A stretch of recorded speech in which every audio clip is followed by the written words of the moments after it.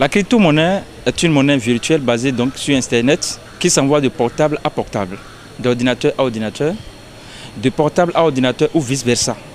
Mais tout ceci en toute sécurité, en toute liberté et en toute transparence. Avec cette monnaie, on ne peut jamais plus parler du racisme monétaire dans lequel le monde a végété, notamment les pays qu'on appelle les pays du tiers-monde. Aucun pays n'est du tiers-monde. C'est un concept, comme l'a dit Thomas Sankara, inventé par les oligarques du monde pour prendre d'assaut et asservir le reste de l'humanité. À la manière de Thomas Sankara, je dis ceci. L'Afrique appartient aux Africains. Et si Pharaon n'a pas laissé les filles d'Israël partir, mais que c'est les filles d'Israël eux-mêmes qui se sont battus, Dieu aidant, pour quitter l'esclavage pharaonique, ce n'est pas les Français qui vont libérer l'Afrique. C'est les Africains qui vont se mettre ensemble pour libérer l'Afrique. Et aujourd'hui, en dehors du pouvoir spirituel qui appartient 100% à Dieu, celui qui a le pouvoir économique sur la terre a tous les autres pouvoirs. Voilà pourquoi j'appelle tous les Africains, tous les Afro-descendants à s'intéresser à l'arme qui permet de renverser aujourd'hui la France-Afrique et la mafia-Afrique, qu'on appelle la crypto-monnaie.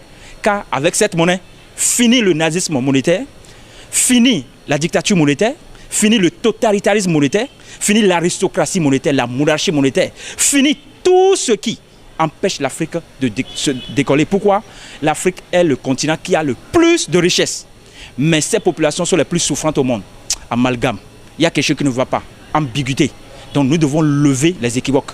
Et aujourd'hui, pour lever les équivoques, on n'a pas besoin des agrégés. On n'a pas besoin des doctorants ou des docteurs. Non. L'Afrique n'a pas besoin des salariés. L'Afrique a besoin des investisseurs et des propriétaires du système.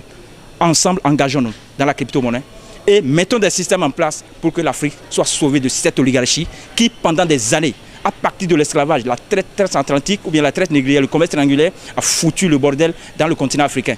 Merci, monsieur le journaliste. Je suis très ravi de vous recevoir et je suis même très ému de lancer cet appel parce que je sais que beaucoup sont déjà dedans avec moi. Et à travers l'ONG Libérons l'Afrique que j'ai l'honneur de diriger, nous disons main dans la main, mettons barrière à tous ceux qui empêchent l'Afrique d'évoluer. Nous n'avons pas besoin des monétaristes rudimentaires.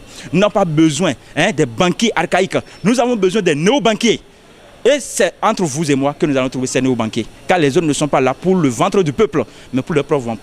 Le ventre de l'Afrique, vous et moi, nous allons le construire. Si les Africains comprenaient, alphabète ou non-alphabète, que la crypto-monnaie est venue pour mettre fin au racisme monétaire, la tendance 1 euro égale 655 francs CFA, qui permet à la France-Afrique et la mafia-Afrique de piller les ressources de l'Afrique à travers l'élite africaine, fils et filles, sœurs, confrères et consoeurs des Africains, ok? Je dis bien, nous allons être sauvés de la domination étrangère du point de vue économique tout de moins.